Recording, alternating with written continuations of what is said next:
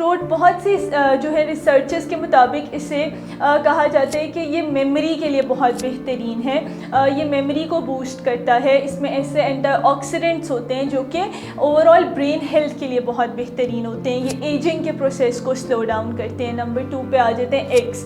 कोशिश करें कि अपनी डाइट में अंडों का इस्तेमाल ज़्यादा से ज़्यादा करें, क्योंकि इसमें कॉलिन प्रेजेंट होता है। कॉलिन जब हम इंटेक करते हैं तो वो हमारी बॉडी में जाके ख़ुद को एसिटिल कॉलिन में कन्वर्ट कर लेता है, जो कि लर्निंग के प्रोसेस को बहुत आसान बना देता है कि आप आसानी से चीज़ों को याद रख पाते हैं। मेमोरी के प्रोसेस को बहुत अच्छा बना देता है, चीज़ें याद रखने में बहुत हेल्पफुल होता है। नंबर 3 पे डार्क चॉकलेट आ जाती है। डार्क चॉकलेट में एंटीऑक्सीडेंट्स होते हैं जो कि ब्लड फ्लो को पूरी बॉडी में बहुत अच्छा करते हैं। जब ब्लड का फ्लो ब्रेन में अच्छा होगा तो ऑब्वियसली ब्रेन फंक्शन भी बेहतर तरीके से करेगा।